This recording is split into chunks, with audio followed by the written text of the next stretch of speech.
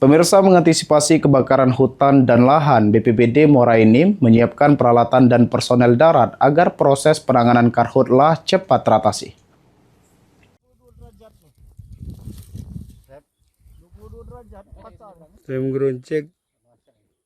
Setelah dilakukan rapat koordinasi siaga bencana kebakaran hutan dan lahan atau karhutlah bersama Kecamatan Gelombang Raya dan 76 desa, pemerintah Kabupaten Muara Enim siap melakukan penanggulangan karhutlah.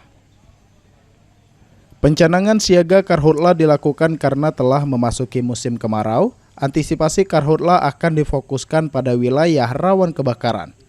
BPBD juga telah mempersiapkan kekuatan personel gabungan beserta peralatannya yang akan digunakan untuk pemadaman api di hotspot.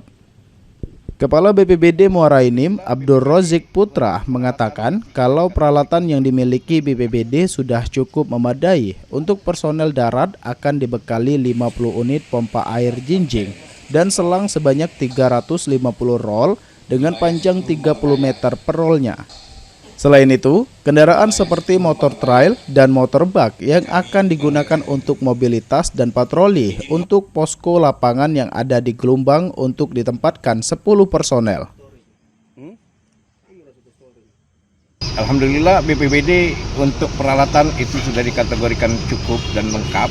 Peralatan pompa jinjing itu lebih kurang 50 unit dan juga selang kita ada 350 roll. Kita personil kalau hanya BPBD itu tidak akan mampu, tetapi kita berkolaborasi dengan TNI, Polri, Manggala Agni, pihak kecamatan, Damkar. Selain personil dari BPBD, kekuatan Satgas Karhutlah juga dibantu TNI, Polri, Manggala Agni, Damkar, relawan kecamatan dan desa.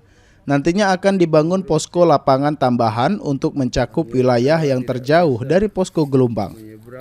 Mardiansyah, PAL TV.